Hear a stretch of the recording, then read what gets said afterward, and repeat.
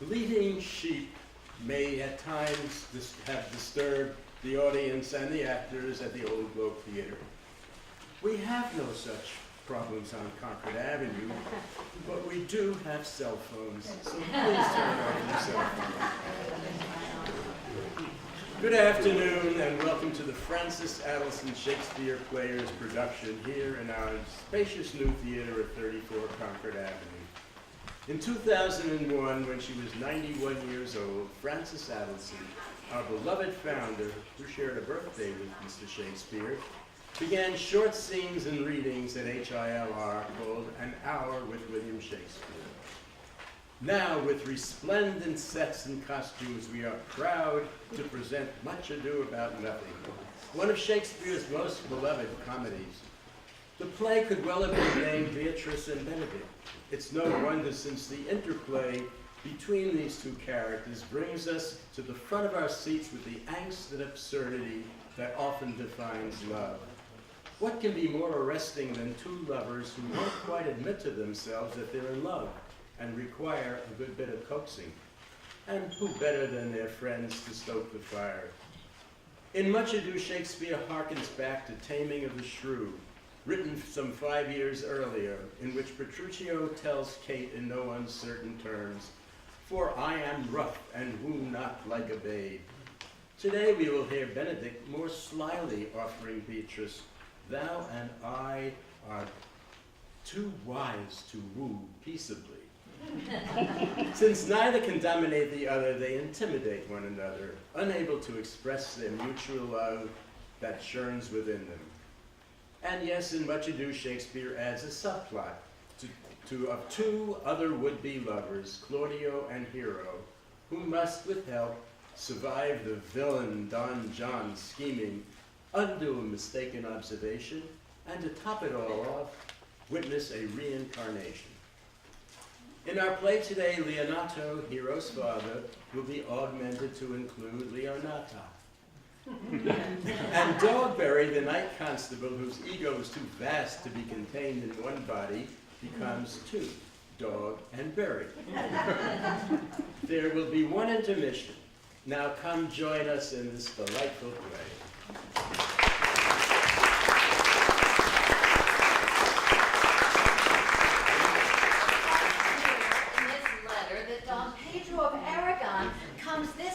To Messina. When I left him, he was but 3 leagues off. Ah, how many gentlemen have you lost in this action? Few of any sort, and none of name. Ah, well, victory is twice itself when the achiever brings home full numbers. I find here that Don Pedro hath bestowed much honor on a young Florentine called Claudio. Very much deserved and equally remembered by Don Pedro. He hath borne himself beyond the promise of his age. I pray you, is Signor Montanto returned from the wars or no? I know none of that name, lady. What is he that you ask for, niece? My cousin means Signor Benedict of Padua. Oh, he's a return, and as pleasant as he ever was. I pray you, how many hath he killed? For I promise to eat all of his killing. Faith, niece, you tax Signor Benedict too much. But he'll be meet with you, I doubt it not. He hath done good service, lady, in these wars, and a good soldier too, lady. A good soldier to a lady, but what is he to a lord? A lord to a lord, a man to a man, stuffed with all honorable virtues. So indeed, he's no less than a stuffed man. You must not, sir, mistake my niece. There is a kind of merry war betwixt Signor Benedict and her. They never meet, but there's a skirmish of wit between them. At last, he gets nothing by that. In our last encounter, 4 of his 5 wits went halting off. So now, is the whole man governed with 1? So if he hath wit enough to keep himself warm, let us keep it for the difference between himself and his horse. It's all the wealth he has left to be considered an honorable gentleman. But I pray you, who is his companion now? He has every month a new sworn brother. I see, lady, the gentleman is not in your books. If he were, I would burn my study.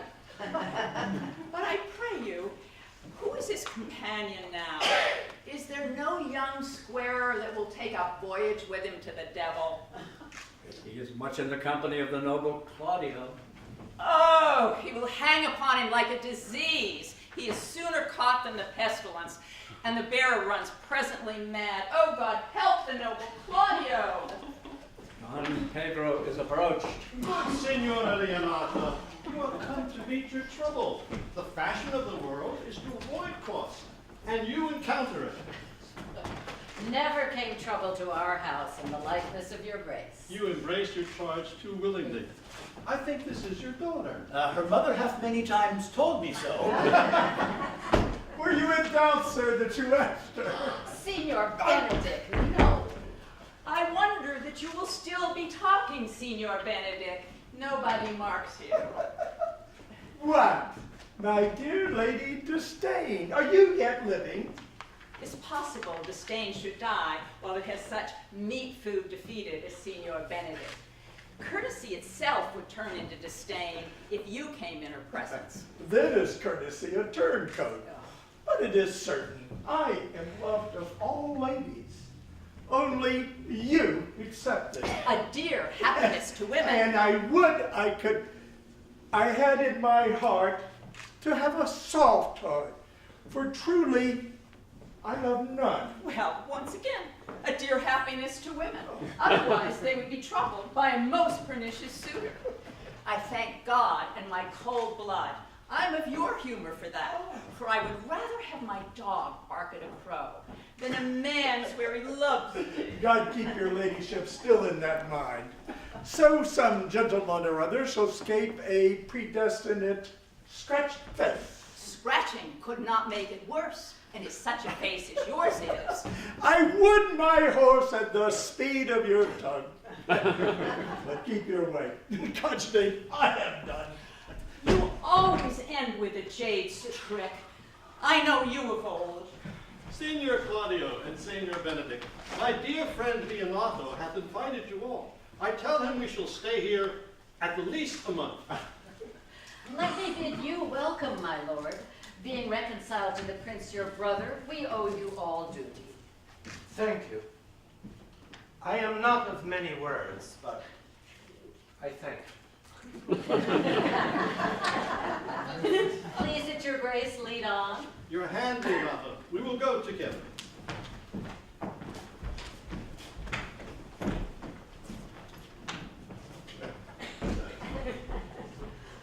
Benedict, didst thou note the daughter of Signor Leonato? I noted her none, but I looked on her. Is she not a modest young lady? Do you question me for my simple true judgment, or would you have me speak after my custom as being a professed tyrant of their sex? No, I pray thee, speak in sober judgment. Ah. Faith? Methinks she's too low for a high praise, too brown for a fair praise, and too little for a great praise. Would you buy her that you inquire after her? Can the world buy such a jewel? Oh, yea, and a case to put it into. In mine eye, she is the sweetest lady that ever I looked on.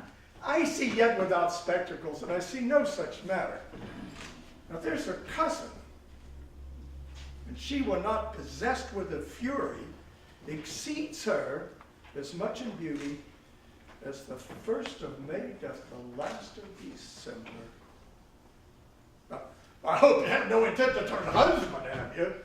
I would scarce trust myself, though I am sworn the contrary, if Hero would be my wife. Is it come to this? Shall I never see a bachelor of threescore again? What secret hath held you here that you followed not to Leonato? He is in love. With who? Now, that is your grace's part. Mark how short his answer is.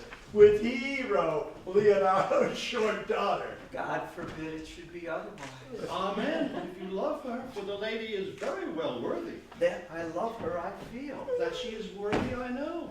Oh, Thou wast ever an obstinate heretic in the despite of beauty. did a woman conceive me? I thank her. That she brought me up, I likewise give her most humble thanks. But all women must pardon me, because I will not do them the wrong to mistrust any. I will do myself the right to trust none. And the fine is, I will live a bachelor. I shall see thee ere I die, look pale with love. With anger, with sickness, or with hunger, my lord, not with love. Prove that ever I lose more blood with love than I will get again with drinking, might pick out mine eyes with a ballad maker's pen, and hang me up at the door of a brothel house for the sign of one. Well, if ever thou dost fall from this faith, thou wilt prove a notable argument. If I do, hang me in a bottle like a cat and shoot at me. Well, as time shall try, in time the savage bull doth bear the yoke. The savage bull may. But if ever the sensible Benedict bear it, pluck off the bull's horns and set them in my forehead. And let me be vilely painted. And in such great letters as they write, here is good horse to hire, let them signify under my sign, here you may see Benedict, the married man.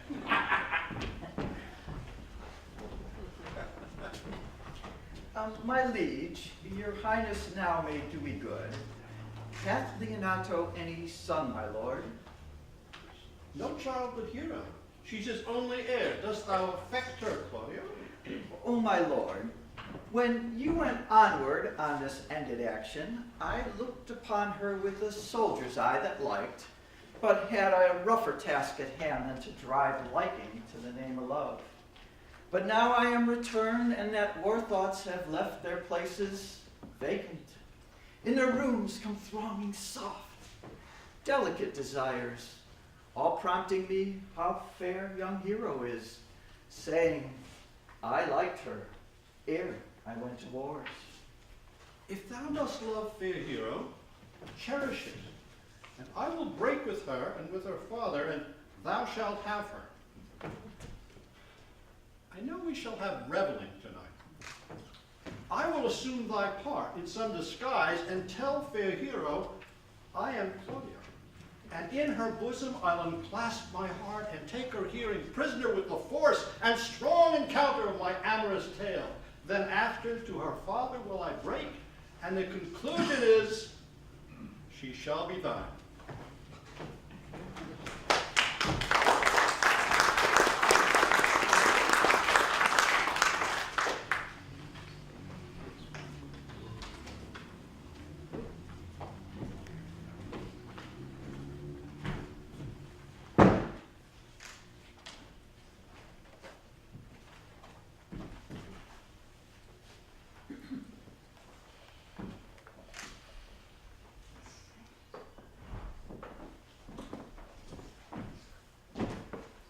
Good year, my lord.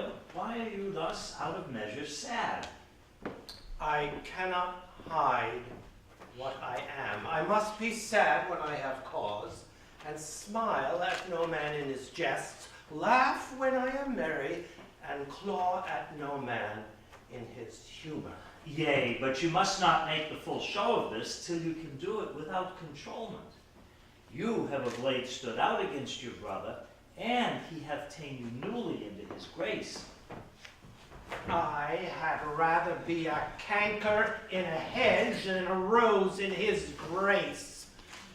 In this, though I cannot be said to be a flattering, honest man, it must not be denied but I am a plain dealing villain.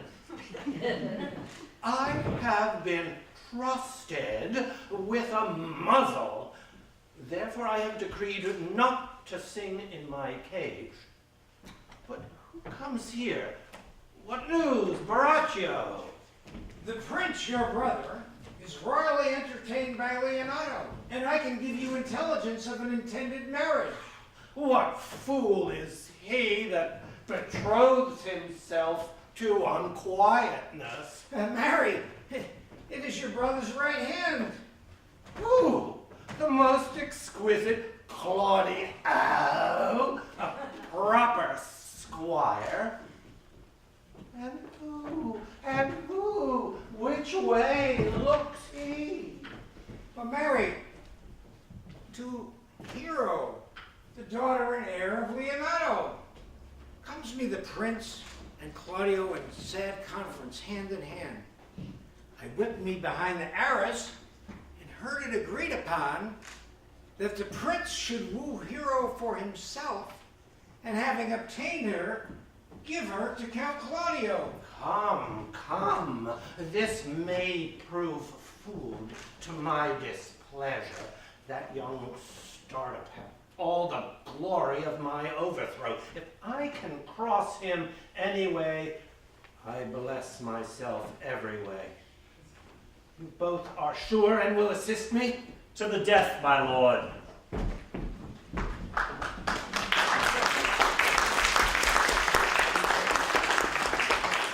not Count John here at supper? How tartly that gentleman looks. I never see him, but I am heartburned for an hour after. He is of a very melancholy disposition. He were an excellent man that were made midway between him and Benedict. The one is too much like an image and says nothing, and the other too much like my lady's eldest son, ever more tattling. With a good leg and a good foot, auntie, and enough money in his purse, such a man could win any woman in the world if he could get her goodwill.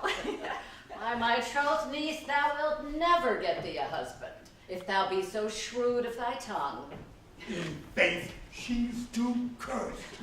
And by being too cursed, God will send you no horns. Just that he sends me no husband, for the which blessing I am on my knees every morning and every evening.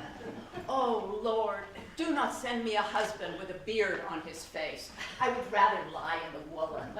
Thou might lie on a husband that hath no beard. And what should I do with him? Dress him in my apparel, making my lady gentlewoman? Well, niece, I hope one day to see you fitted with a husband. Daughter, remember what I told you. If the prince do solicit you in that kind, you know your answer. The fault will be in the music if you be not wooed in good time.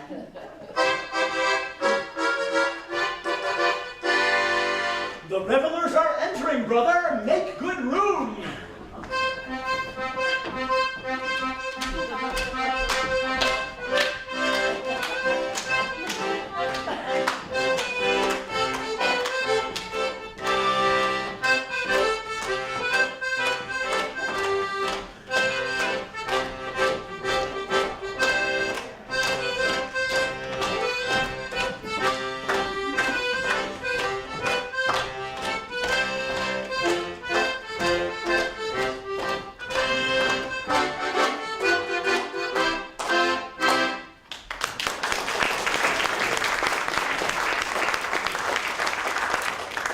Lady, will you walk about with your friend? So you walk softly and look sweetly. I am yours for the walk. Speak low if you speak low. I know you well enough. You are Senora Antonio. At a word, I am not. I know you by the waggle of your head. To tell you true, I counterfeit him. You could never do him so ill well, unless you were the very man. Will you not tell me who told you so? That I was disdainful, and that I got my good looks from 100 merry tales? Oh, this was Signor Benedict who told you so. What's he? I'm sure you know him well enough. Not I, believe me. I pray. What is he? He is the prince's jester, a very dull fool. But his gift is in devising impossible slanders. None but libertines delight in him, and the commendation is not for his wit, but for his villainy. For he both pleases men and angers them, and then they laugh at him and beat him. When I will know the gentleman, I'll tell him what you say. Do. But he'll but break a comparison or two on me, which peradventure, not noted and not laughed at, strikes him into a terrible melancholy. But then there's a partridge wing saved, for the fool will eat no supper that night.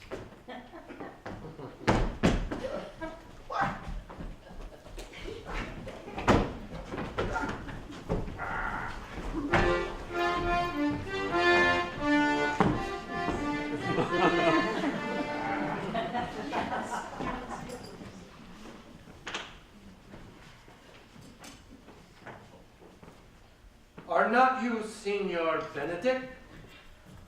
You know me well. I am he. Signor, you are very near my brother in his love. He is enamored on Hero. I pray you, dissuade him from her. She is no equal for his birth. How know you that he loves her? I heard him swear his affection. So did I too. He swore he would marry her tonight. Come, let us to the banquet.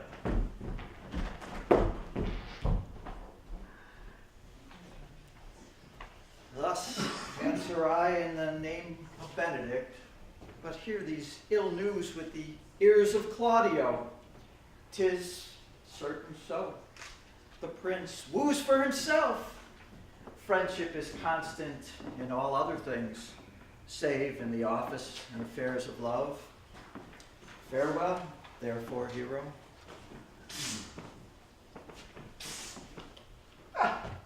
Come, will you go with me? Whither? About your own business, County, for the prince has got your hero. I wish in joy of her. Did you think the prince would have served you thus? I pray you, leave me.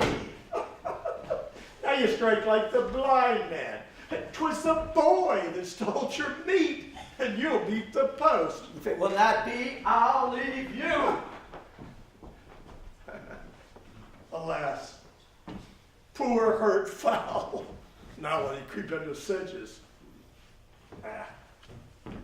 But that the Lady Beatrice should know me and not know me. The prince's fool.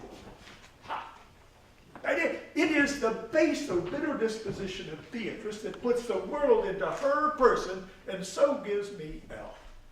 Well, I'll be revenged as I may. Now, senor, where's the count? Did you see him? I told him your grace had got the goodwill of this young lady, but he, likened to a schoolboy, being overjoyed when finding a bird's nest, shows it his companion, and he steals it. You, as he would have it, have stolen his bird's nest. I will but teach them to sing and restore them to the owner. The Lady Beatrice hath a quarrel to you. The gentleman that danced with her told her she is much wronged by you. She misused me past the endurance of a bullock, an oak, but with one green leaf on it would have answered her.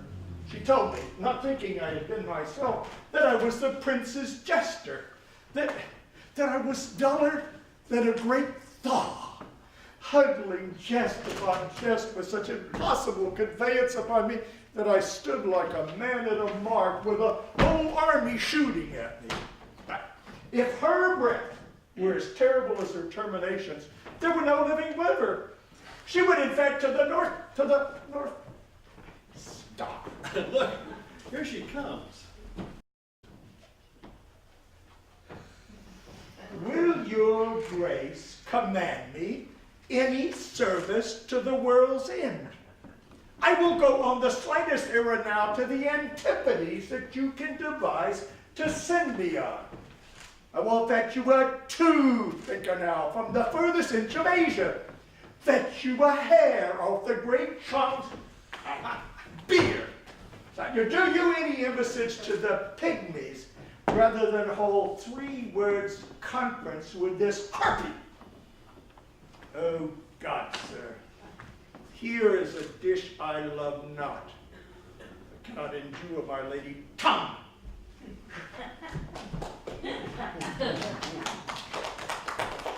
Come, lady, come.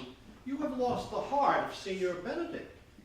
Indeed, he lent it me a while, and I made good use of it. A double heart for his single one. Now, once before he won it of me with false dice, so your lord may well say, I have lost it. You have put him down, lady. You have put him down. So I would not he should do me, my lord, lest I prove the mother of fools. But, I have brought Count Claudio, whom you sent me to seek. Why, how now, Count? Wherefore are you sad? Not sad, my lord. How then, sick? Neither, my lord.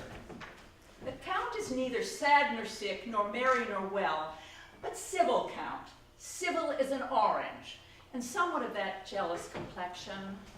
Faith, lady, I'll be sworn if he be so, his conceit is false. Here, Claudio, I have wooed in thy name, and fair hero is won. I have broke with her father, and his good will obtained. Name the day of marriage, and God give thee joy.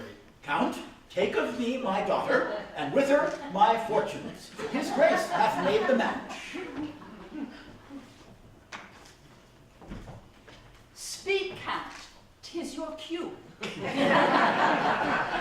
Silence is the perfectest herald of joy. I were but little happy if I could say how much. Speak, cousin, and if you cannot, seal his mouth with a kiss, so he cannot speak either. In faith, lady, you have a merry heart. And so she doth.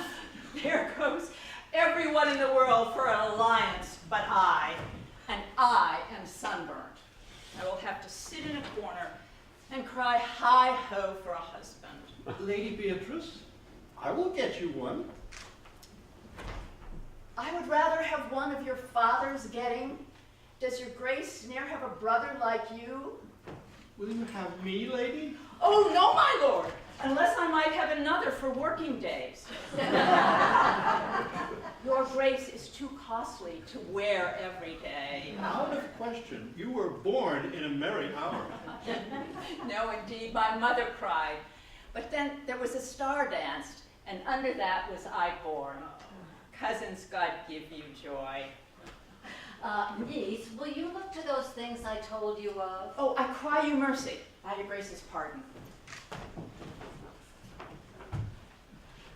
By my troth, a pleasant-spirited lady. She cannot endure to hear tell of a husband. Oh, by no means. She mocks all her wooers out of suit. She were an excellent wife for Benedict. Oh, Lord, my lord, if they were but a week married, they would talk themselves mad. Now, Di Claudia, when mean you to go to church? Tomorrow, my lord. Time goes on crutches till love have all his rights. Not till Monday, my dear son, which is just as hence as 7. I will, in the interim, undertake one of Hercules' labors, which is to bring Signor Benedict and the Lady Beatrice into a mountain of affection, the one with the other. I would fain have it a match, and I doubt not but to fashion it if you four will administer such assistance as I shall give you direction. Ah, my lord, I am for you, though it cost me 10 nights' watching. And I, my lord. And you too, gentle hero? I will do any modest office, my lord, to help my cousin to a good husband. And Benedict is not the unhopefulest husband that I know. I will teach you how to humor your cousin, that she shall fall in love with Benedict. And I, with your help, will so practice on Benedict that he shall fall in love with Beatrice. If we can do this, Cupid's glory shall be ours, for we are the only love gods. Go in with me, and I will tell you my drift.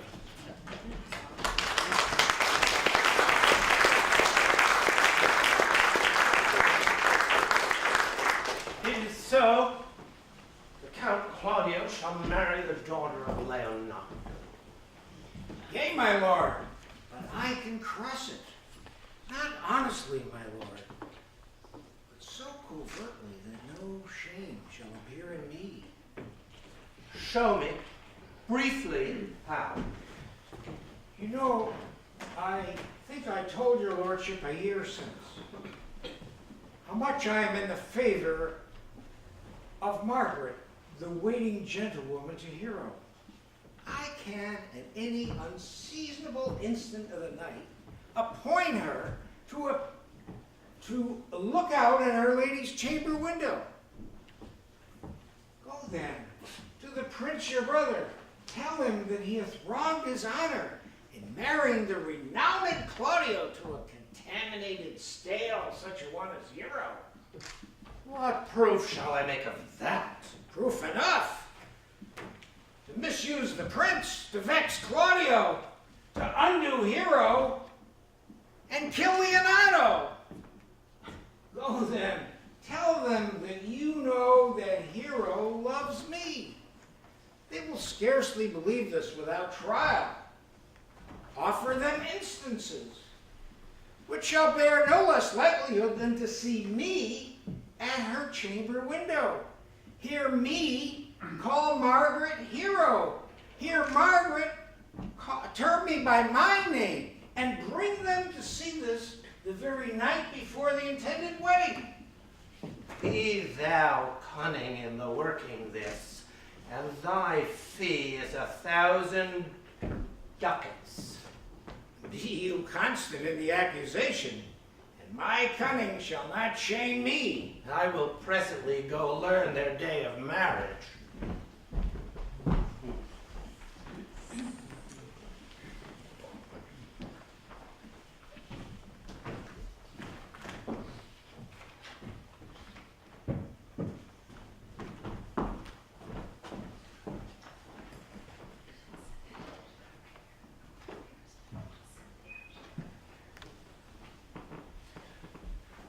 I do much wonder that one man, seeing how much another man is a fool when he dedicates his behaviors to love, will, after he hath laughed at such shallow follies in others, become the argument of his own scorn by falling in love. Such a man is Claudio.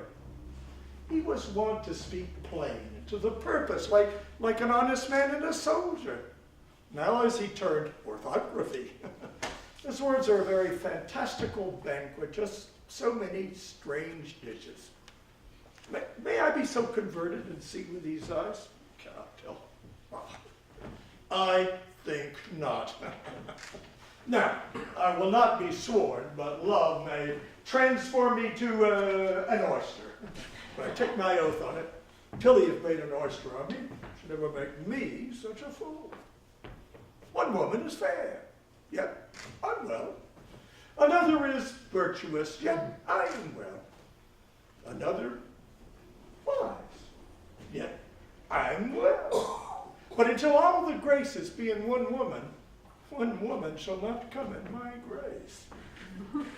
That rich she shall be, that's certain. Wise or I'll none. Fair or I'll never look at her. Mild or come not near me. Of good discourse. An excellent musician. And her hair shall be of what color it please God. The prince and Monsieur Love will hide them in the arbor.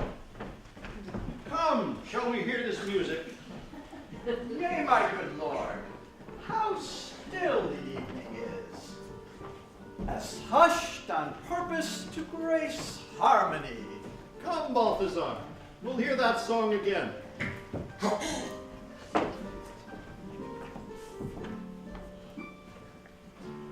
Sigh no more, ladies, sigh no more, ladies, sigh no more, sigh no more. Men were deceivers, Men were deceivers ever, in one thing constant never, on foot in sea and on shore, to one thing constant never. Then sigh not so, let them go. Sigh not so, and let them go. And be you blithe and bonny. Be you blithe and bonny, converting all your sounds of woe into hey, nonny, nonny, nonny.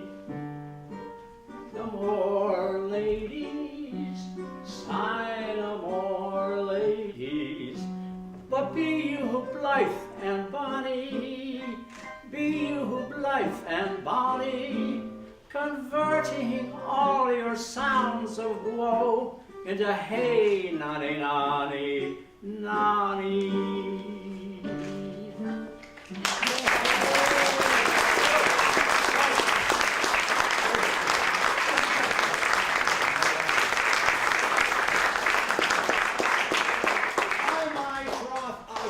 Song. And it had been a dog that should have almost been hanged it. Come hither, Leonardo. What was it you told me of today? That your niece Beatrice was in love with Signor Benedict? Oh, I did never think that lady would have loved any man. No, nor me neither, but most wonderful that she should so dote on Signor Benedict, whom she has in all outward appearances seemed ever to abhor. Maybe she doth but counterfeit. Counterfeit? There was never counterfeit of passion, came so near the life of passion as she discovers it.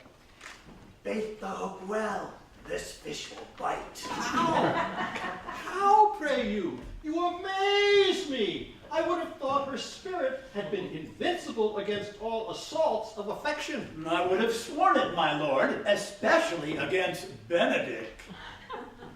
I should think this a gull, but that the blue hair couple speaks it. Knavery cannot sure hide himself in such reverence. Yeah, obtain the infection. Has she told Benedict of her affection? No, and she swears she never will. That's her torment. 'Tis true indeed. Shall I, says she, that have so oft encountered him with scorn, write to him that I love him? This says she.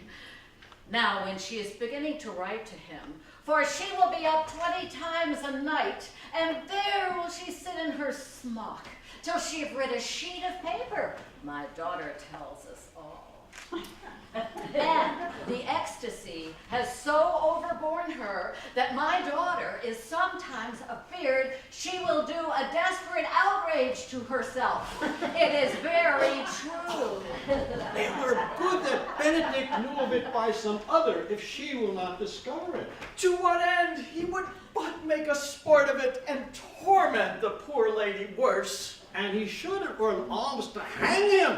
She's an excellent, sweet lady. And she is exceedingly wise. In everything but in loving Benedict.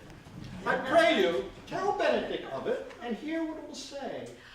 Ooh, were it good, think you? She says she will die if he love her not. Oh. And she will die ere he make her love known.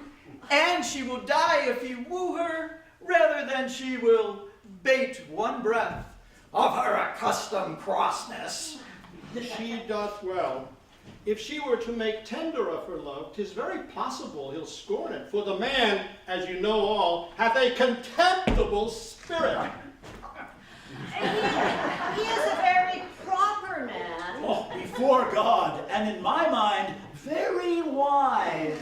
He doth indeed show some sparks that are like wit. And I take him to be valiant. As Hector, I assure you. Well, I'm sorry for your niece. Shall we go seek Benedict and tell him of her love? Never tell him, my lord. Let her wear it out with good counsel. Oh, nay, that's impossible.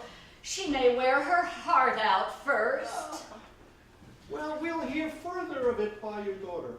Let it cool a while. I love Benedict well, and I could wish he would modestly examine himself to see how much he is unworthy so good a lady.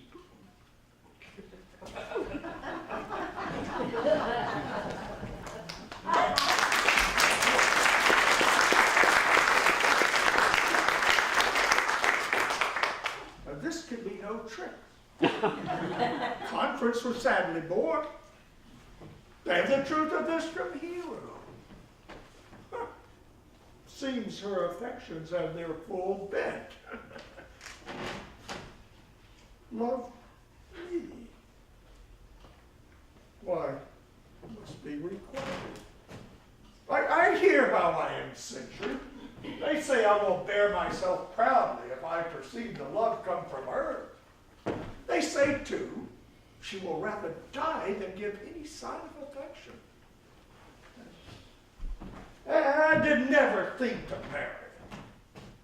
I must not seem proud. Happy are they that hear their detractions and can put them to mend. They say the lady is fair, 'tis a truth, I can bear the witness. And virtuous, just so, I cannot reprove it. And wise, but for loving me, by my God, that is no addition to her wit, and nor no great argument of her folly, or I will be horribly in love with her. Now, I may chance have some odd quirks and remnants of wit broken on me because I have so long railed against marriage. But does not the appetite alter? Man loves the meat in his youth, cannot endure in his age. Shall quips and sentences and these paper bullets of the brain awe a man from the career of his humor? No! The world must be peopled. When I said that I would die a bachelor, why, I did not think I should live till I were married. Oh, here comes Beatrice. By this day, she's a fair lady. Against my will, I am sent to bid you come in to dinner. Fair Beatrice, I thank you for your pains. Well, I took no more pains for those thanks than you take pains for thanking me. If it had been painful, I would not have come. Ha! No. Against my will, I am bid to call you into dinner. Now, there's a double meaning in that. I took no more pains for those thanks than you took pains to thank me. Why, that's as much as to say, any pains I take for you is as easy as thanks. Oh, if I do not take pity of her, I'm a villain. I'll go get her picture.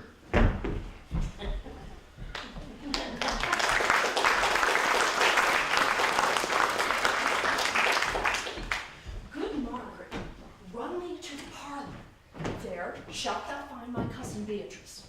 Whisper her ear and tell her, I and Ursula walk in the orchard, and our whole discourse is all of her.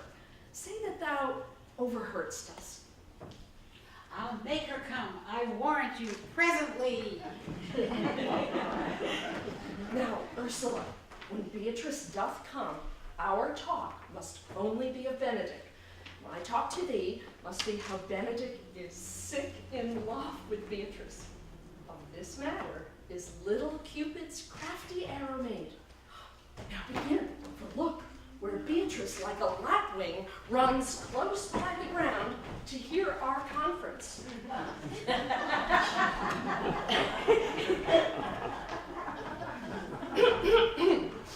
No, truly, Ursula, she is too disdainful. I know. Her spirits are as coy and wild as haggards of the rock. But are you sure that Benedick loves Beatrice so entirely? So says the prince, and my new troth lord. And did they bid you tell her of it, madam? They did entreat me to acquaint her of it, but I persuaded them, if they loved Benedick, to wish him wrestle with affection, and never to let Beatrice know of it. For nature never framed a woman's heart of prouder stuff than that of Beatrice. Disdain and scorn ride sparkling in her eyes. Sure, I think so. And therefore, certainly it were not good she knew his love, lest she make sport at it. Why, you speak truth. I never yet saw a man, how wise, how noble, young, how rarely featured, but she would spell him backward. So turns she every man the wrong side out. Sure, sure. Such carping is not commendable. But who would dare tell her so? If I should speak, she would mock me into air. She would laugh me out of myself, press me to death with wit. Therefore, let Benedick, like covered fire, consume away in sighs, waste inwardly. It were a better death than die with mocks. Yet, tell her of it. Hear what she will say. No, rather I will go to Benedick and counsel him to fight against his passion. He is the only man of Italy. Oh, always accepted, my dear Claudia. When are you married, madam? Why, every day. Tomorrow! Come, go in. I'll show thee some attires and have thy counsel. She's lined, I warrant you. We have caught her, madam. Some Cupid kills with arrows, some with traps.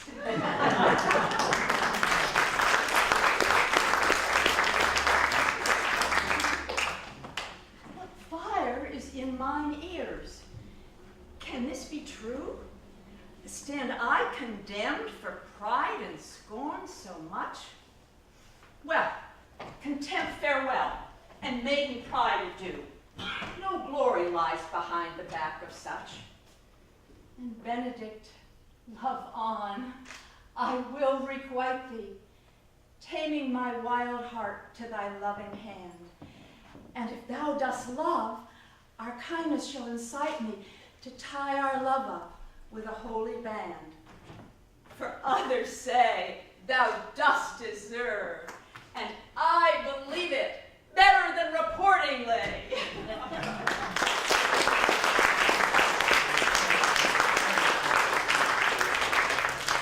I do but stay till your marriage be consummate, and then go I toward Aragon. I'll bring you thither, my lord, if you'll vouchsafe me. Nay, that would be as great a soy in the new gloss of your marriage as to show a child his new coat and forbid him to wear it. I will only be bold with Benedick for his company. For from the crown of his head to the sole of his foot, he is all mirth. Gallants, I am not as I have been. So say I. Methinks you are sadder. I hope he be in love.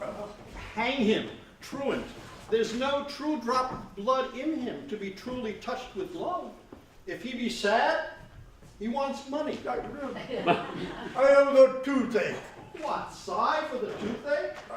Anyone can master a grief, but he that has it. If he be not in love with some woman, there's no believing old signs. Brushes his hat o' mornings? What does that bode? And when was he wont to wash his face? Indeed, that tells a heavy tale for him. Conclude, he is in love. Nay, but I know who loves him. That would I know too. I warrant one that knows him not. Yes, and his ill conditions, and in despite of all, dies for him. Oh, Caesar, walk aside with me. I have studied 8 or 9 words to say to you, which these hobby horses must not hear. For my life, to break with him about Beatrice. 'Tis even so. Hero and Ursula have by this played their parts with Beatrice. And then the two bears will not bite one another when they meet. My lord and brother, God save you. Good den, brother. If your leisure served, I would speak with you. In private? If it please you, yet Count Claudio can stay, for what I would speak of concerns him. What's the matter? Means your lordship to be married tomorrow. You know he does. I came hither to tell you, the lady is disloyal. Even she, Leonato's hero, your hero, every man's hero. Disloyal? Wonder not till go but with me tonight. You shall see her chamber window entered, even the night before her wedding day. May this be so? I will not think it. If you will follow me, I will show you enough. And when you have seen more and heard more, proceed accordingly. If I see anything tonight, why, I should not marry her. Tomorrow in the congregation where I should wed, there will I shame her. And as I would for thee to obtain her, I will join with thee to disgrace her. O plague, right well prevented, so shall you say when you have seen the sequel.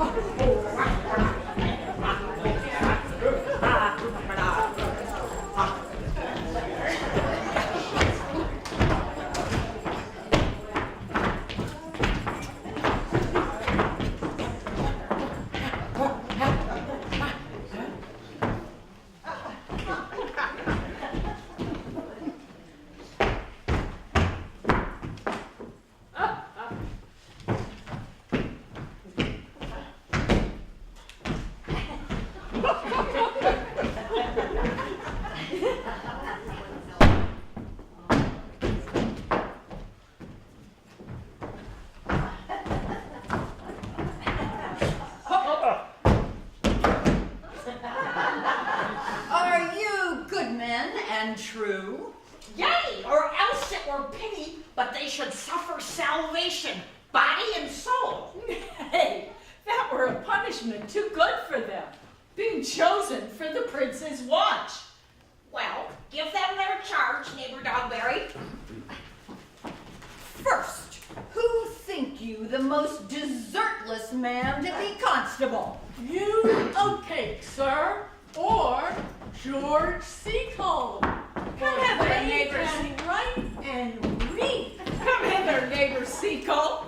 To be a well-favored man is the gift of fortune. But to write and read comes by nature. Both which, Master Constable? You have, I knew it would be your answer. Well, you were thought here to be the most senseless and fit man for the constable of the watch. Therefore, bear you the lantern. This is your charge. You shall comprehend all vagrant men. You shall bid any man stand in the prince's name. However, will not stand. Oh, why then, take no note of him and let him go. And presently call the rest of the watch together, and thank God you are rid of a knave. If he will not stand when he is bidden, he is none of the prince's subjects. True. And they are to meddle only with the prince's subjects. You shall also make no noise in the streets, for the watch to babble and to talk is most tolerable, and not to be endured. We would rather sleep than talk. We know what belongs to a watch. Why, you speak like an ancient and most quiet watchman, for I cannot see how sleeping should offend. Only have a care that your bills be not stolen. You shall also call at all the ale houses and bid those that are drunk, get them to bed. How if they will not? Oh, why then, why then let them alone till they are sober. If they make you not then the better answer. You may say they are not the men you took them for. Well, sir. If you meet a thief, You may suspect him by virtue of your office to be no true man. and for such kind of men, the less you meddle or make with them, why the more is for your honesty. If we know him to be a thief, shall we not lay hands on him? Oh, truly, by office you may. But I think they that touch pitch will be defiled. The most peaceable way for you, if you do take a thief, is to let him show himself what he is and steal out of your property. If you hear a child cry in the night, you must call to the nurse and bid her still it. How if the nurse be asleep and will not hear us? Why then, depart in peace. And let the Child wake her with crying. Very true. Yes. Well, masters, good night. And there be any matter of weight chances, call up me.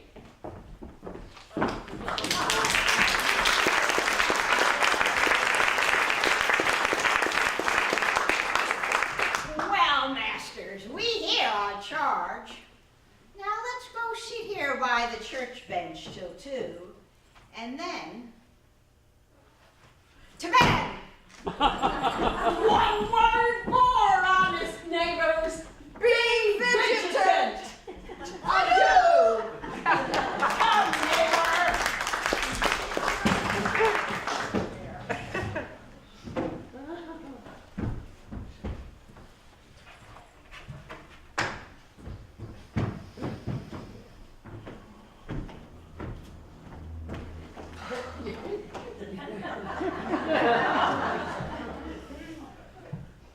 What, comrade? Here, man, I'm at Conrad! thy elbow. Peace, stir not. Stand thee close. Some treason, masters. Therefore, know, I have earned of Don John 1,000 ducats. Is it possible that any villainy should be so dear? Dost thou not hear somebody? No, it was the vein on the house. No, I have tonight wooed Margaret, the Lady Hero's gentlewoman, by the name of Hero. She leans me out her mistress's chamber window, bids me 1,000 times good night. I tell this tale finally. I should first tell thee how the prince, Claudio, and my master, planted and placed and possessed by my master John, saw afar off in the orchard this amiable encounter. And thought they Margaret was Hero?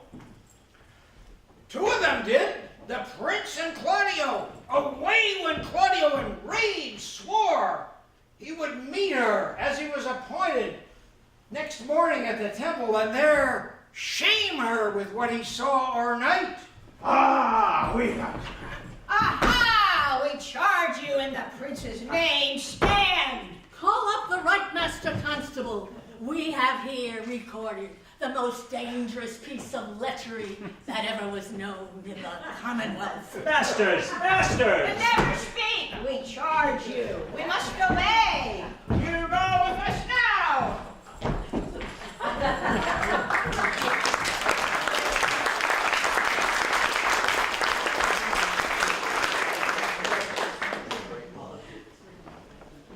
Good Ursula, wake my cousin Beatrice and desire her to rise, I will, lady. and bid her come hither.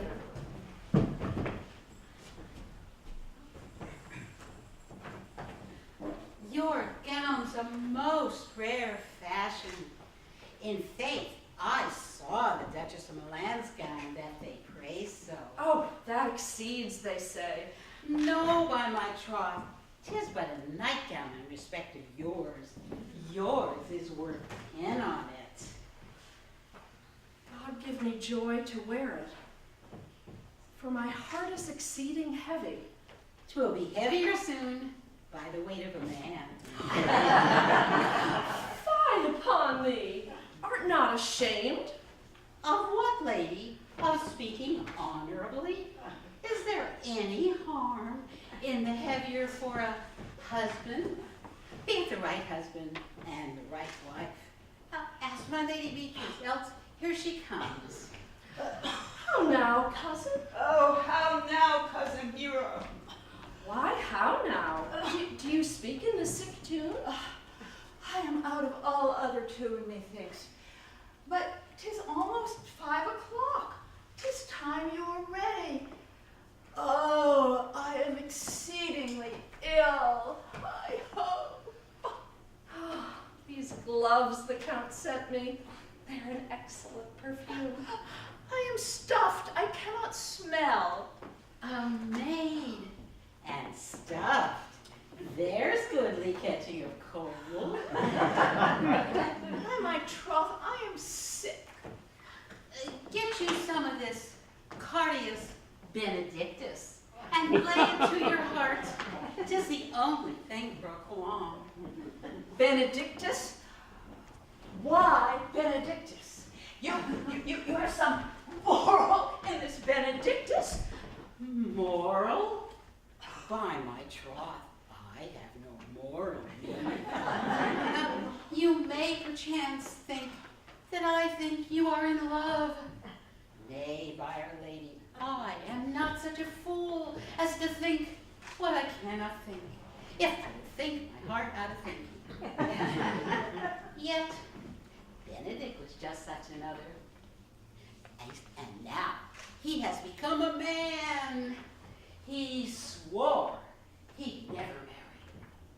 And yet now, in despite of his heart, he eats his meat without grudging. And how you may be converted, I know not. But methinks you look with your eyes as other women do. What a pace thy tongue keeps. Not a false gallop. Madam, withdraw. The prince, the count, Signor Benedict, Don John, and all the gallants of the town are come to fetch you to church. Oh, come help me to dress, good cause, good May, good Ursula.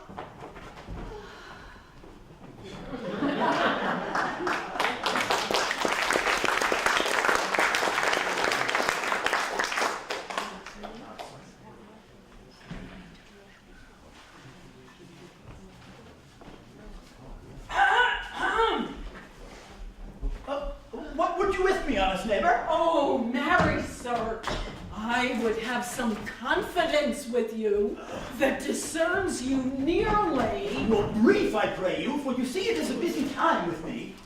Marry, this it is, sir. Yes, in truth, it is, sir. Well, what is it, my good friends? Goodman Virtus, sir, speaks a little off the matter. An old man, sir. And his wits, sir, not so blunt as, God help, I would desire they were. But in faith, honest as the skin between his brows. Yes, I thank God I am as honest as any man living.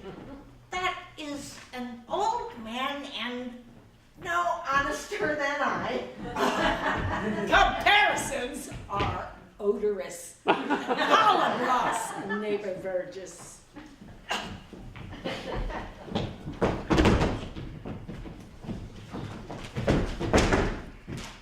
Neighbors, you are tedious. Oh, it pleases your worship to say so. Oh, we are the poor Duke's officers. But truly, for mine own part, if I were as tedious as a king. Oh, I could find it in my heart to bestow it all of your worship. All thy tediousness on me? Oh! Hey, and 12,000 pound more than 'tis. For I hears good exclamation on your worship as of any man in the city. And though I be but a poor man, I am glad to hear it. And so am I. I would fain know what you have to say. Marry, sir, our watch tonight, accepting your worship's presence, attain a couple of as errant knaves as any in Messina. A good old man, sir. Oh, he will be talking. As they say, when the age is in. Oh, the wit is out. Oh, God help us. It is a world to see. Well said. In faith, neighbor Burgess. Well, God's good man. And two men ride a horse. One must ride behind. But God is to be worshipped. All men are not alike. Alas, good neighbor. I must leave you. Oh, one word, sir. Our watch, sir, have indeed comprehended two auspicious persons. We would have them this morning examined before your worship. Oh, take their examination yourself and bring it me. I am now in great haste, as it may appear unto you. Fare you well. My lord, they stay for you to bring your daughter to her husband. Oh, I will have to wait upon them. I am ready. Go, good partner, go. Get you to Francis Seacole. Bid him bring his pen and inkhorn to the jail. We are now to examination these men. We must do it wisely. Oh, we will spare for no wit, I warrant you.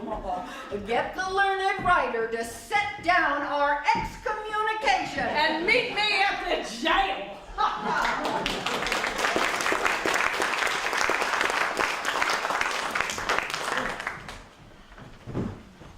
Come, Friar Francis, be brief, only to the plain form of marriage. You come hither, my lord, to marry this lady? No. To be married to her. Friar, you come to marry her. Lady, you come hither to be married to this count? I do. Do either of you know any inward impediment why you may not be lawfully conjoined? If you do, I charge you on your souls to utter it. I dare make his Know answer. you any count? I dare make his answer. None. Oh, what men dare do, what men may do, what men daily do, not knowing what they do. Stand me by, friar, father, by your leave.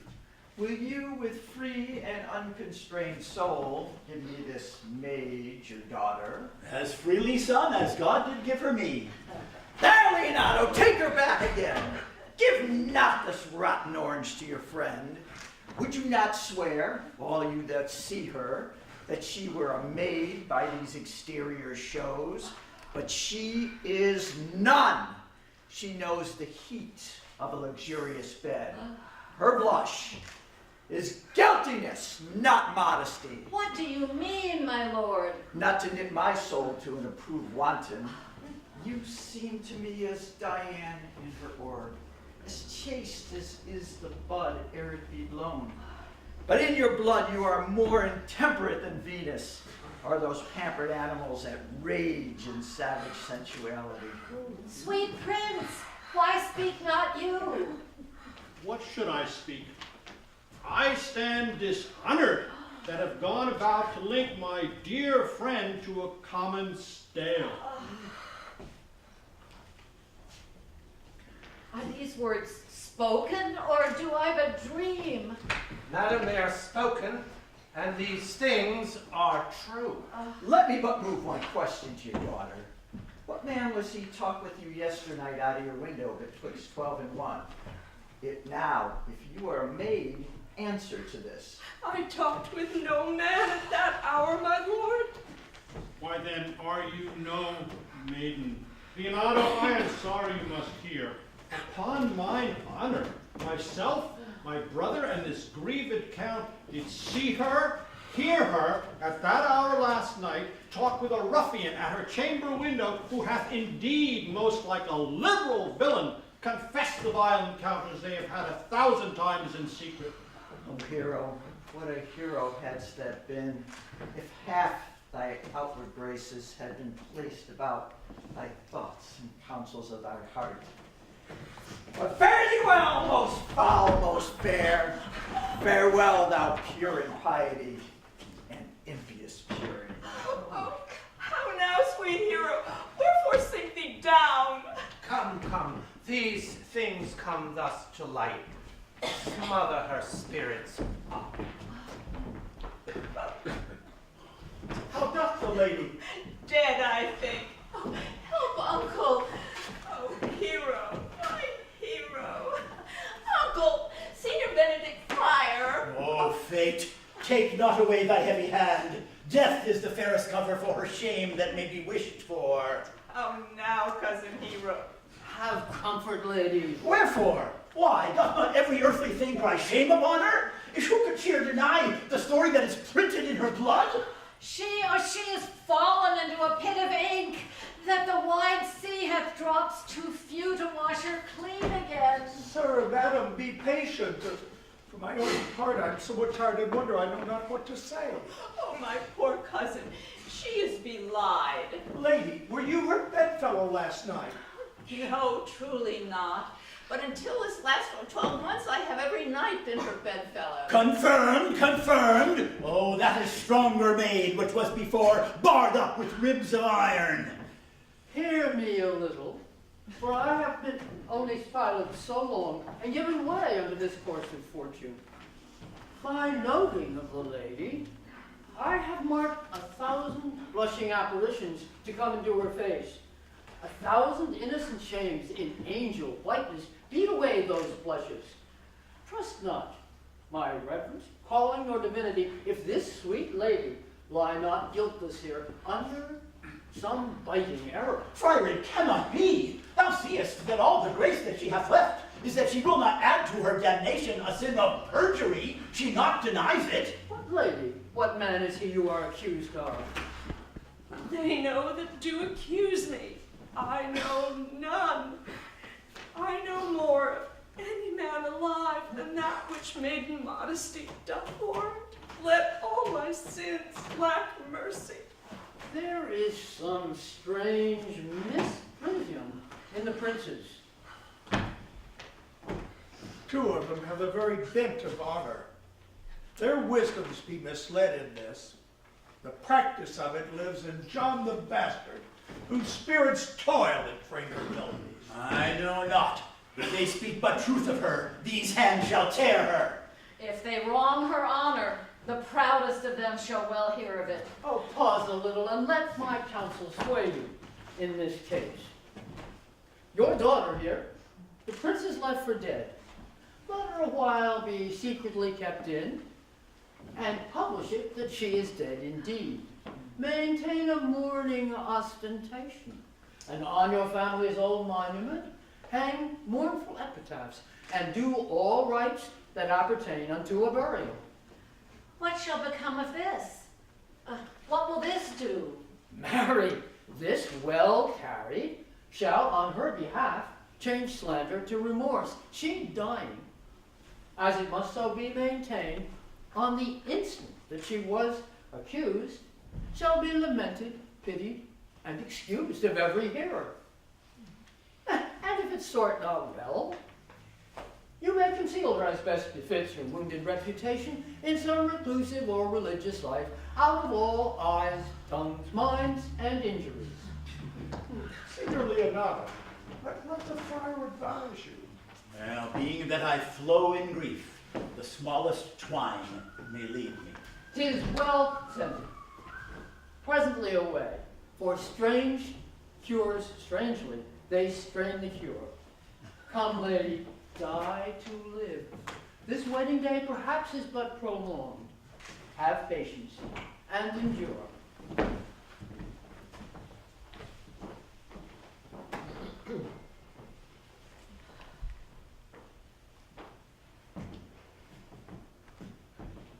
Lady Beatrice, have you wept all this while? Yea, and I will weep a while longer. I will not desire that. Surely I do believe your fair cousin is wrong. How much might the man deserve of me who could right her?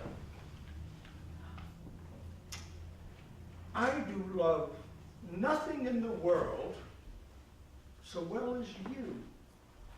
Is not that strange? As strange as the thing I know not. For it would be as possible for me to say, I love nothing in the world so well as you. But believe me not, yet I lie not. I confess nothing, yet I deny nothing. I'm sorry for my cousins. By my sword, Beatrice, thou lovest me. You've stayed me in a happy hour, for I was about to protest that I love you. And do it with all thy heart. I love you with so much of my heart, there's nothing left to protest. Come, bid me do anything for thee. Kill Claudio. Not for the wide world. You kill me to deny it. Fairly well. Tarry, sweet Beatrice. I am gone, though I am here. Now, there is no loving you. Let me go. Beatrice. Say that I will go. Is Claudio thine enemy? Is he not proved in the height a villain that has slandered, scorned, and dishonored my kinswoman? To take her in hand until they were to join hands, and then, with public accusation, uncovered slander, unmitigated rancor, oh, that I were a man, I would eat his heart in the marketplace. Hear me, Beatrice. Oh, my poor cousin. She is belied, she is slandered, she is undone. Beatrice. Princes and counties. Surely a princely testimony, a goodly count, confect, a sweet gallant. Oh, that I were a man for his sake. But I cannot be a man with wishing. Therefore I will die a woman with grieving. Tarry, good Beatrice. By this hand I love thee. Think you in your soul the Count Claudio hath wronged Hero? As sure as I have a thought or a soul. Enough. Enough. I am engaged. I will challenge him. By this hand, Claudio shall render me a dear account. As you hear of me, so think of me. Go, comfort your cousin. I must say she is dead. And so, farewell.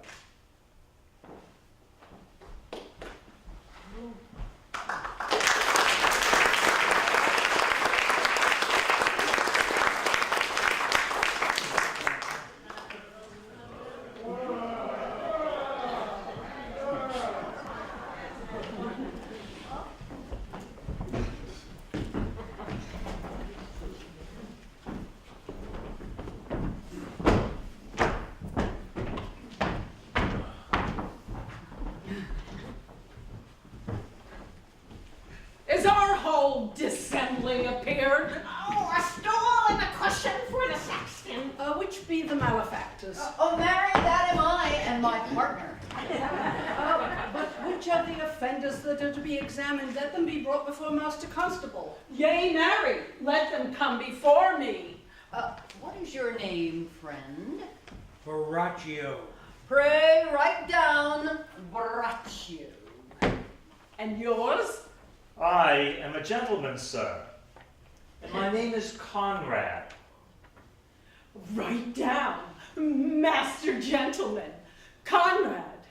Masters, do you serve God?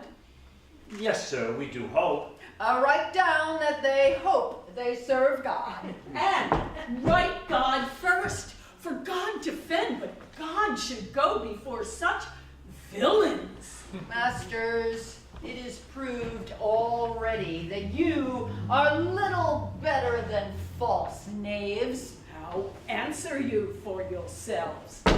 Marry, sir, we say we are none. A marvelous witty fellow, I assure you, but I will go about with him. Come you hither, sirrah. A word in your ear. Sir, I say to you, it is thought you are false knaves. Sir, I say to you, we are none. Stand aside. For God, they are both in a tale. Have you writ down that they are none? Master Constable, you go not the way to examine. You must call forth the watch that are their accusers. Oh, yea, Mary, that's the eftest way. Let the watch come forth. Masters, in the prince's name, accuse these men. This man said, sir, that Don John, the prince's brother, was a knave. Oh, write down, Prince John a villain. Why, that is flat perjury to call a prince's brother villain. What heard you him say else? Married that he had received 1,000 ducats of Don John for accusing the lady hero wrongfully. Oh, flat burglary as ever was committed. And that Count Claudio did mean, in his words, to disgrace Hero before the whole assembly and not marry her. Oh, villain! Thou wilt be condemned into everlasting redemption for this. This, masters, is more than you can deny. Prince John is this morning secretly stolen away. Hero was in this manner accused, in this very manner refused, and upon the grief of this, suddenly died. Master Constable, let these men be bound and brought to Leonatos. Oh, come! Let them be opinioned! Off, coxcomb! God's my life, where's the sexton? Let him write down the prince's officer coxcomb. Come, bind them. Thou naughty varlet! You are an ass! You are an ass! Dost thou not suspect my place? Dost thou not suspect my years? Ew, that he were here to write me down. An ass! But masters, remember that I am an ass. Bring him away. Oh, I will writ down an ass.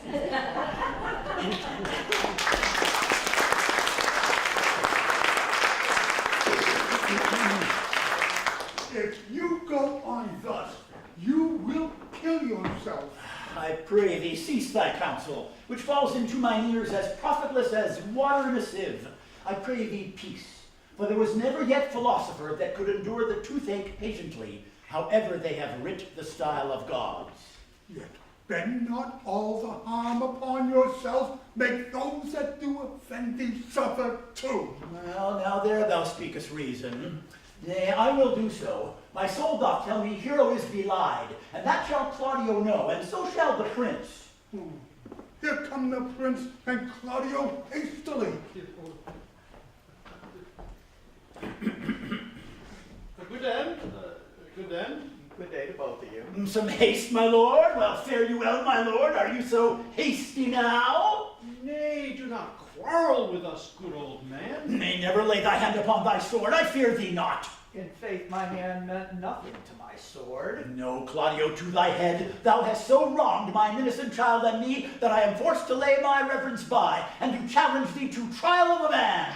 I say thou hast belied mine innocent child. Thy slander hath gone through and through her heart, and she lies buried with her ancestors. Oh, in a tomb where never scandal slept, save this of hers, framed by thy villainy. My villainy? Thine, Claudio, thine, I say. You say not right, old man.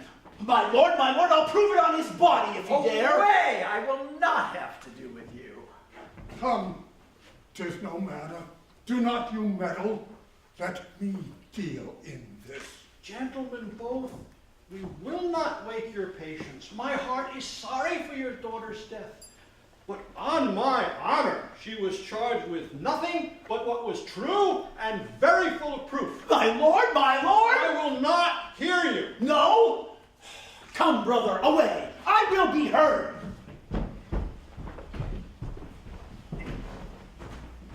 See, here comes the man we went to seek. Now, senor, what news? Good day, my lord. Welcome, senor. You are almost come to part, almost afraid. We'd like to have had our two noses snapped off with two old men without teeth. And a false quarrel, there's no true valor. I came to seek you both. We have been up and down to seek thee, for we are high-proof melancholy and would fain have it beaten away. Wilt thou use thy wit? It's in my scabbard. Shall I draw it? By this light, he changes more and more. Shall I think he be angry indeed. Shall I speak a word in your ear? God bless me from a challenge. You are a villain. I jest not. I will make it good how you dare, with what you dare, and when you dare. Do me right, or I will protest your cowardice. You have killed a sweet lady, and her death shall weigh heavy on you. Let me hear from you. Well, I will meet you so I may have good cheer. What, a feast? A feast! The faith I thank him. He hath bid me to a calf's head and capon, the which if I do not carve most curiously, say my knife's naught. I'll tell thee how Beatrice praised thy wit the other day. I said thou hadst a fine wit. True, said she, a fine little one. Nay, said I, a good wit. Just so, she said, it hurts nobody. Thus did she, an hour together, transshape thy particular virtues. Yet at last she concluded with a sigh, thou wast the properest man in Italy. Fare you well, boy. You know my mind. I will leave you now to your gossip-like humor. You break jest as braggarts through their blades, which, God be thanked, hurt not. My lord, for your many courtesies, I thank you. I must discontinue your company. Your brother, the bastard, is fled from Messina. You have among you killed a sweet and innocent lady. For my lord Lackbeard there, he and I shall meet. Until then, peace be with you. He is in earnest. In most profound earnest. And I'll warrant you for the love of Beatrice. And hath challenged thee. Most sincerely. Did he not say my brother was fled? Come you, sir. If justice cannot tame you, she shall ne'er weigh more reasons in her balance. Now, two of my brother's men bound, Horatio one. Officers, what offense have these men done? Oh, marry, sir, they have committed false report. Moreover, they have spoken untruths. Secondarily, they are slanders. Sixth and lastly, they have belied a lady. And to conclude, they are lying knaves. Who have you offended, masters, that you are thus bound to your answer? This learned constable is too cunning to be understood. As your offense. Sweet prince, let me go no further to mine answer. Do you hear me, and let this count kill me? I have deceived even your very eyes. What your wisdoms could not discover, these shallow fools have brought to light. My villainy they have upon record, which I would rather seal with my death than repeat over to my shame. The lady is dead upon mine and my master's false accusation. Runs not this speech like iron through your blood? I have drunk poison while he uttered it. But did my brother set thee on to this? Yea, and paid me richly for the practice of it. Sweet hero, now thy image doth appear in the rare semblance that I loved at first. Come, bring away the villains. By this time our sexton hath reformed Signor Leonato of the matter.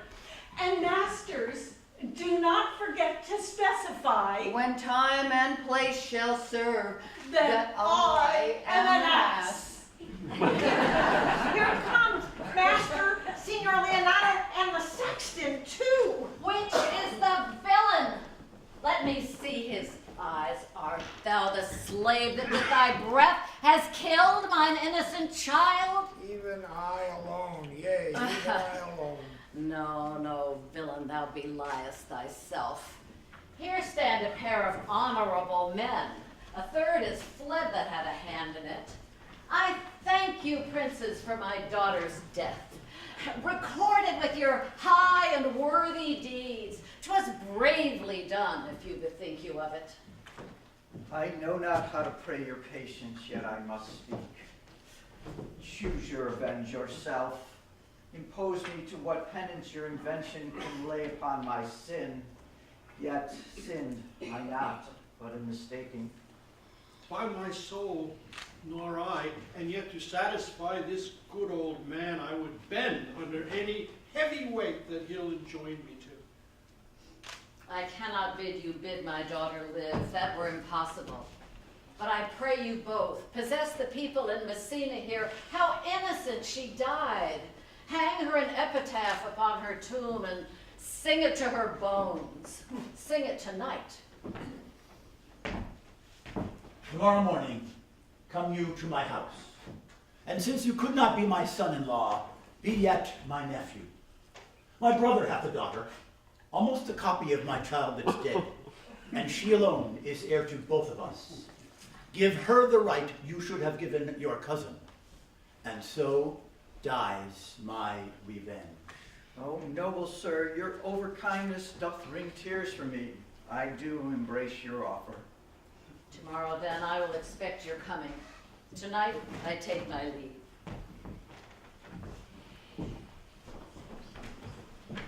Moreover, sir, which indeed is not under white and black, I beseech you to keep this in mind in his punishment. Oh, go, I discharge thee of thy prisoners, and I thank thee. Until tomorrow morning, my lords, farewell. Oh, I leave an errant maid with your worship, which I beseech your worship to correct yourself for the example of others. God keep your worship. Come, neighbor.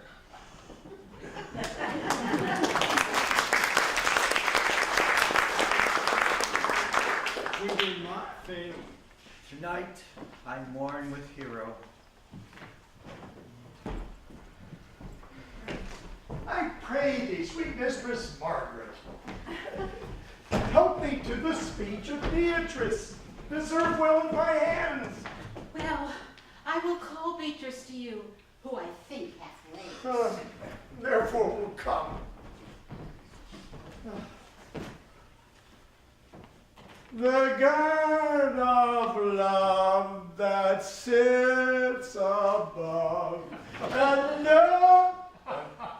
knows how pitiful I deserve. I mean in singing, not in loving. I cannot show it in rhyme. I tried. I can find out no rhyme to lady but baby. Okay, an innocent rhyme. Or scorn but horn. A hard rhyme. For school, fool. A babbling rhyme. Very ominous indeed. No, I was not born under a rhyming planet, nor I cannot woo in festival terms.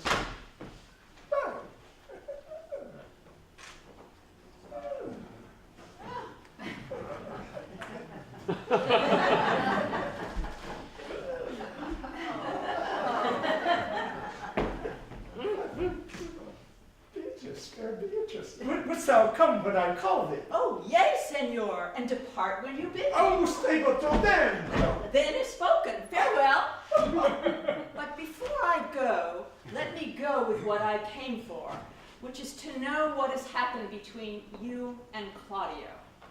Only foul words, and thereupon I will kiss thee. Oh, foul words is but foul wind, and foul wind is but foul breath, and foul breath is noisome, and therefore I will depart unkissed. Thou hast frighted the word out of its right sense, so forcible as thy wit. But I must tell thee plainly, Claudio undergoes my challenge, and either I must shortly hear from him, or I will subscribe him a coward. Now, I pray thee, tell me for which of my bad parts did thou first fall in love with me? For them all together, which make up such a politic state of evil that they will not allow any good parts to intermingle. However, for which of my good parts did you first suffer love for me? Suffer love. Suffer love. A good epithet. I do suffer love indeed, for I love thee against my will. In spite of thy heart, I think. Alas, poor heart. If you spite it for my sake, I will spite it for yours, for I will never love that which my friend hates.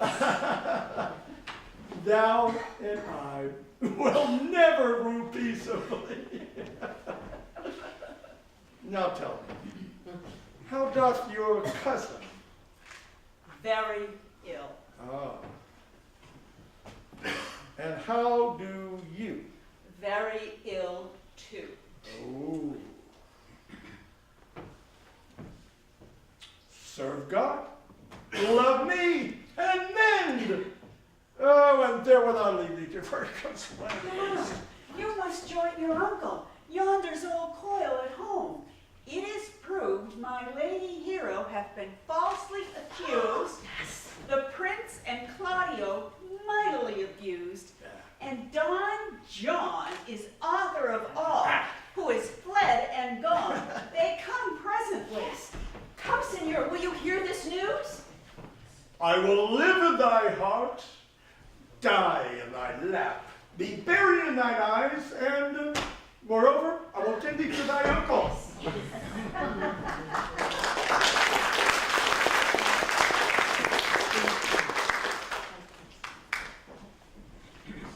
Did I not tell you she was innocent?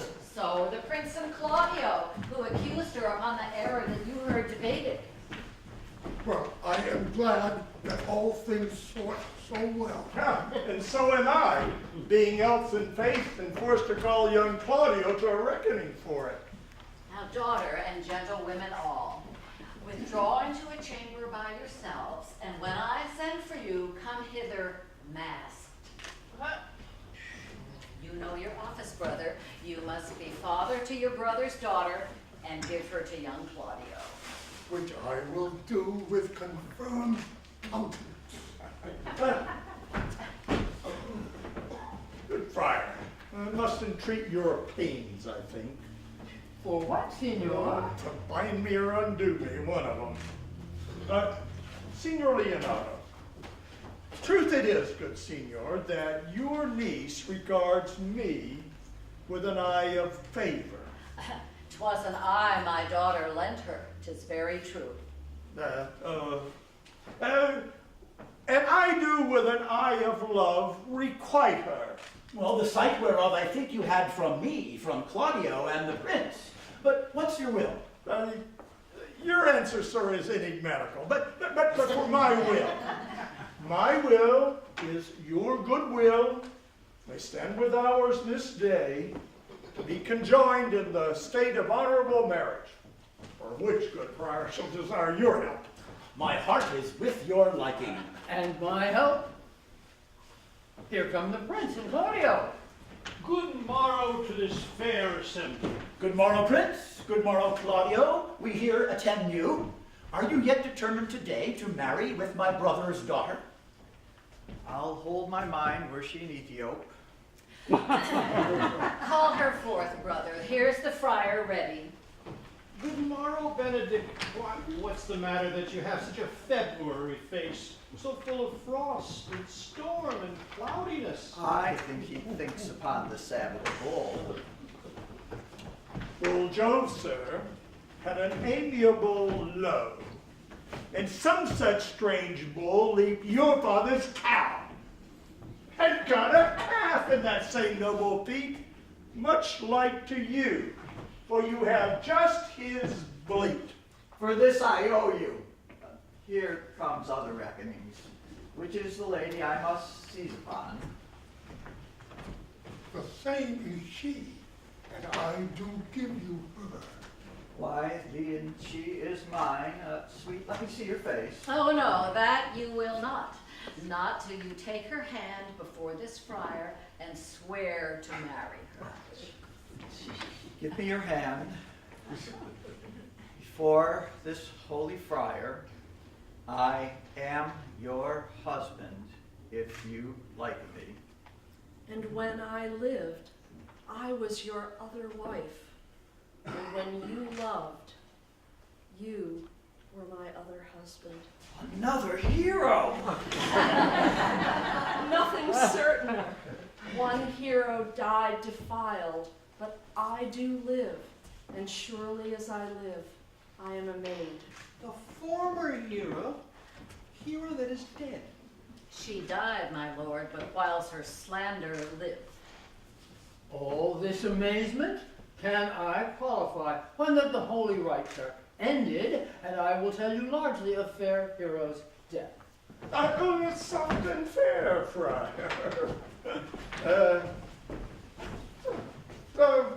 Which is Beatrice? I answer to that name. What is your will?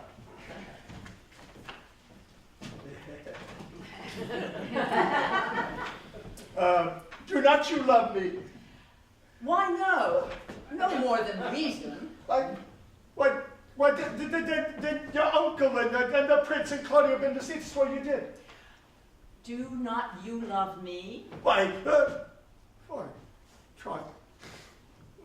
No more than reason. Well, then my cousin Margaret and Ursula are much deceived, for they did swear you did. What? They swore you were almost sick for me. They swore you were well nigh dead for me.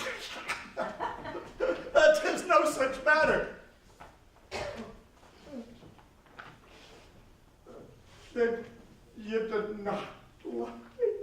No, but in friendly recompense. Come, cousin, I am sure you love the gentleman.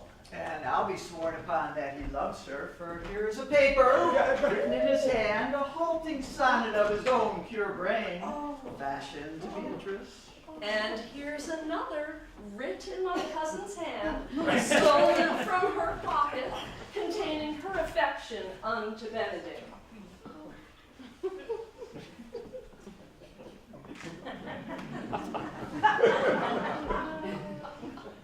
A miracle.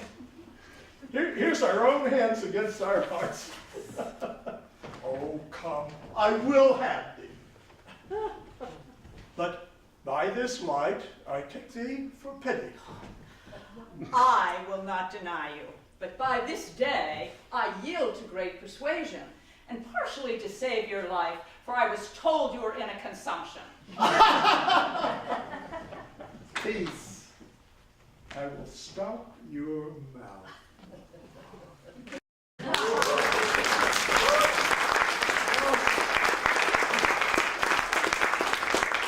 How dost thou, Benedict, the married man? I'll tell thee what, Prince. A college of wit-crackers could not flout me out of my humor.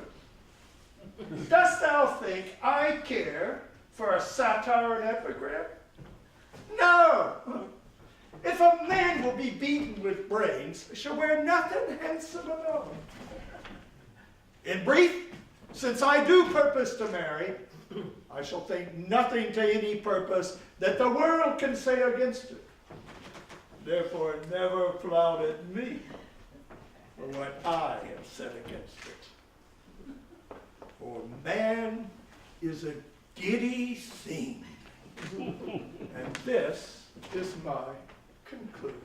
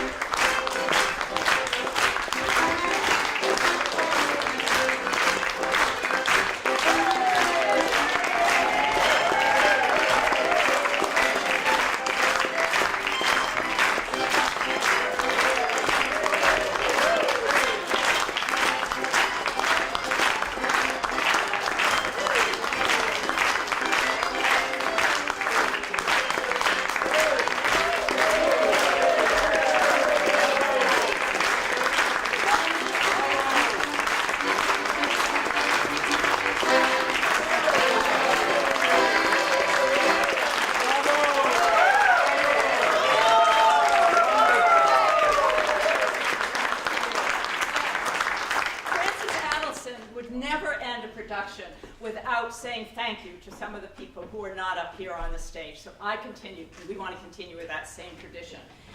And when Bill and I knew we wanted to play parts in this production, we needed another director. And so what do? But we called upon Richard Berger, who came and joined us as this wonderful actor, this marvelous person when it comes to developing characters, and was a great colleague and friend. We love him.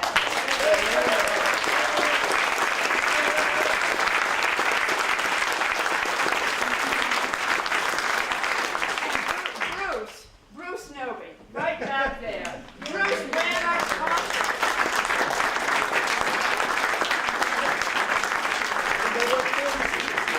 You cannot imagine the comfort zone of seeing your lines right there in front of you.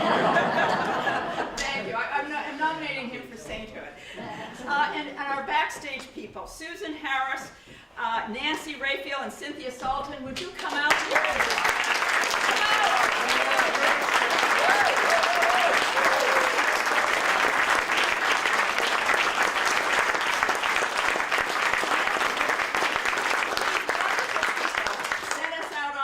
Make sure our costumes didn't malfunction, gave us our appropriate props, and we never would have kept going without them, and they were just fabulous. I want to thank our musicians, our incredible musicians. Ann Warner, you're back there.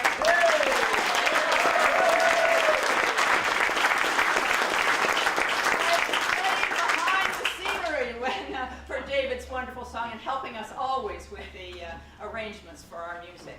And Kent, where's wonderful Kent?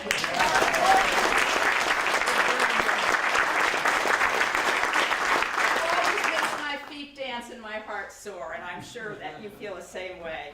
Marjorie North, you're over here. Thank you.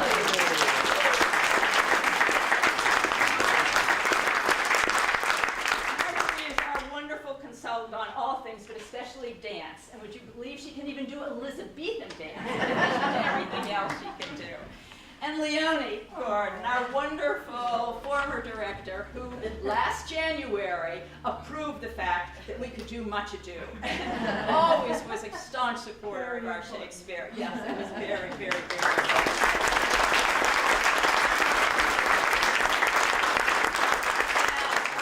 Bob Lurie back here and Ron Goodman, who have been helping out enormously with taking pictures, which we treasure, and thank you for.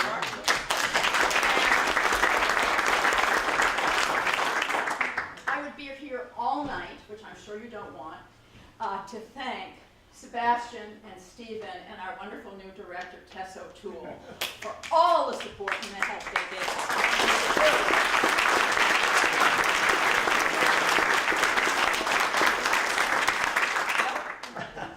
us. We always save the best for last.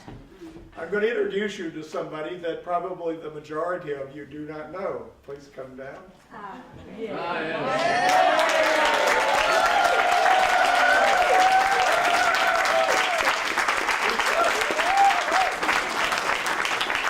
This is Barbara Landy. You don't know her because she's not even been here for a year.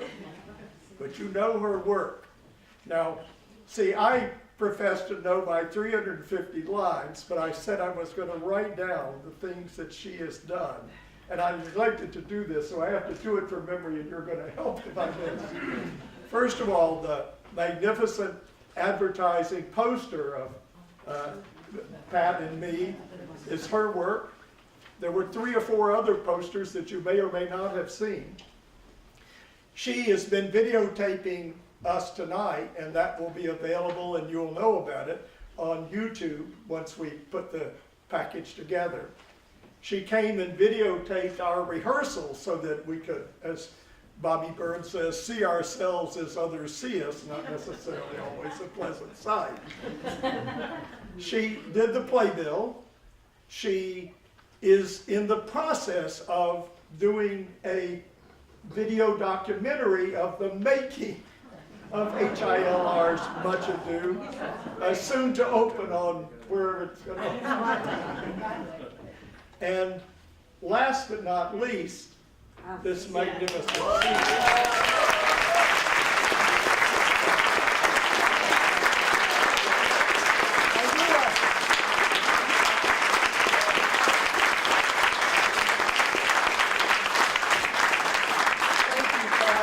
I'd forgotten something, those wild masks that we got to wear.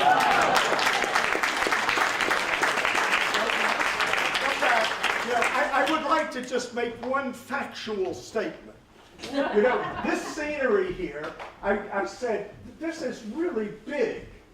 I said, I wonder if this is bigger than David's painting, The Coronation of Napoleon. I thought that's the biggest one I know.